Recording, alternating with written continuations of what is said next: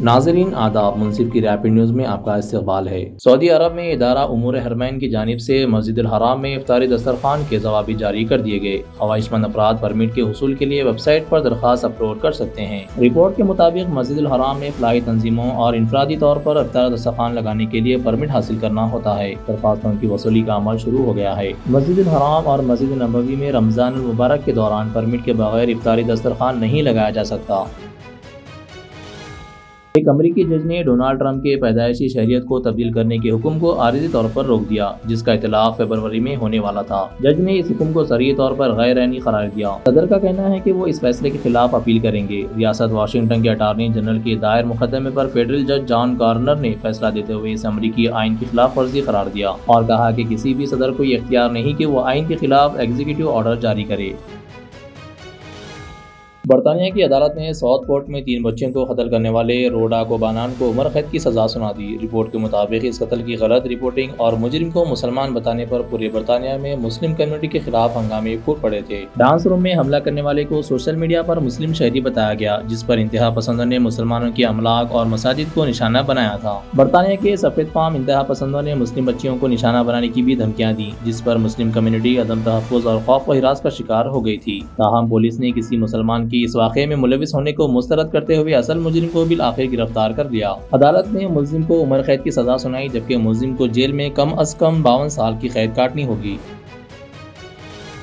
اپنے والد وزیر اعظم اسرائیل نیتن یاہو کو زمین پر گرا کر مار پیٹ کرنے اور ان کا گلا گھونٹنے پر یائر نیتن یاہو کو اسرائیل سے باہر بھیج دیا گیا۔ باپ بیٹے میں ہاتھا پائی کا یہ واقعہ حماس کے 7 اکتوبر 2023 کو اسرائیل پر حملے کے وقت پیش آیا تھا۔ وزیر اعظم کی حفاظت پر مامور ایک سینئر سیکیورٹی عہدیدار نے نام نہ ظاہر کرنے کی شرط پر بتایا کہ واقعے کے وقت خاتون اول سارہ نیتن یاہو بھی وہیں موجود تھیں۔ وزیر اعظم اسرائیل کی چیخنے کی آوازیں سن کر سیکیورٹی عہدیدار موقع پر پہنچے اور دونوں باپ بیٹے کو ایک دوسرے سے الگ کر دیا۔ بیٹے کی جانب سے گلا گھونٹے جانے کے باعث اسرائیلی وزیر اعظم کی حالت خراب ہو گئی تھی اور انہیں صحیح طریقے سے سانس لینے میں بھی دشواری ہو رہی تھی۔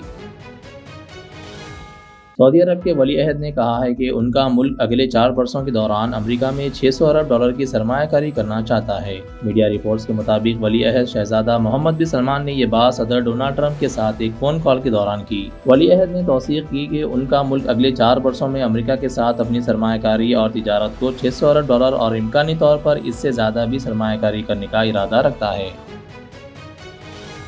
وقف ترمیمی بل پر بنائی گئی جے پی سی کے اجلاس سے آج اپوزیشن کے 10 ارکان کو ایک دن کے لیے معطل کر دیا گیا۔ ان ارکان پر الزام ہے کہ انہوں نے اجلاس میں خلل ڈالنے کے لیے احتجاج کیا اور جگدمبکا پال کے رویے پر اعتراض کیا۔ دوسری جانب اپوزیشن ارکان نے جگدمبکا پال پر حکومت کے اشاروں پر کام کرنے کا الزام عائد کیا۔ اپوزیشن ارکان نے چیئرمین پر کارروائی کے ذریعے اسٹیم رولنگ اور اپنی مرضی سے اجلاس کا ایجنڈا تبدیل کرنے کا الزام بھی عائد کیا۔ ترنمول کانگریس کے رکن پارلیمنٹ کلیان بنرجی نے کہا کہ جمعے کی میٹنگ کا ایجنڈا جمعرات کی رات تبدیل کر دیا گیا۔ معطل ارکان میں کل ہند مجلس اتحاد المسلمین کے صدر و رکن پارلیمنٹ حیدرآباد اسد الدین اویسی، ترنمول کانگریس ایم پی کلیان بنرجی، ندیم الحق، کانگریس کے محمد جاوید، عمران مسعود حسین، ڈی ایم کے سے اے راجہ اور عبداللہ، ایس پی کے محب اللہ اور Shiv Sena you B T کے اروند ساونت شامل ہیں۔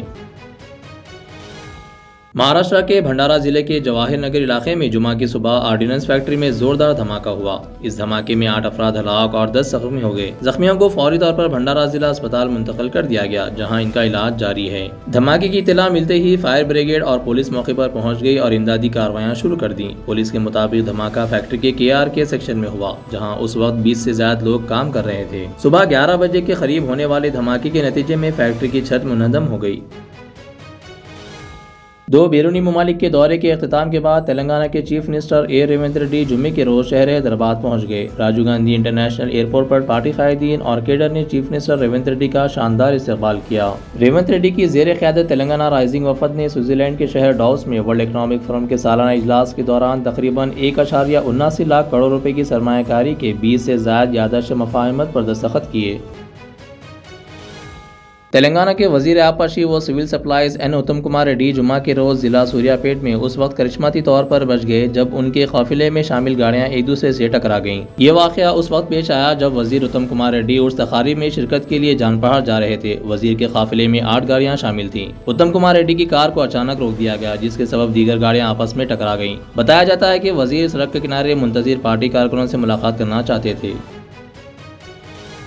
محکمہ انکم ٹیکس کے عہدیداروں نے چوتھے روز جمعہ کے دن بھی تیلگو فلموں کے ممتاز پروڈیوسر دل راجو کے ہاتھوں کی تلاشی لی۔ ایک خاتون آفیسر کی زیر قیادت انکم ٹیکس کے عہدیداروں کی ایک ٹیم نے آج شہر کے بنجارا ہلز میں فلم ساز کے مکان اوجاس ولا کی تلاشی لی۔ دل راجو کا اصل نام وی وینکٹ رمنا ریڈی ہے۔ وہ Telangana film federation development corporation کے صدر نشین بھی ہیں۔ دل راجو نے سری وینکٹیشورا کریشنز کے بینر تلے 2 فلمیں بنائی ہیں۔ انکم ٹیکس عہدیدار ان 2 فلموں کی تیاری میں رقمی لین دین کا جائزہ لے رہے ہیں۔ وہ کلیدی دستاویزات جن میں بیلنس شیٹ اور انکم ٹیکس ریٹرن شامل ہیں کا معائنہ کر رہے ہیں۔ ناظرین، یہ تھی منصف کی ریپڈ نیوز۔ اسی طرح کی مزید خبروں کے لیے منصف نیوز 24/7 کو سبسکرائب کریں۔ اس ویڈیو کو لائک کریں اور شیئر کریں۔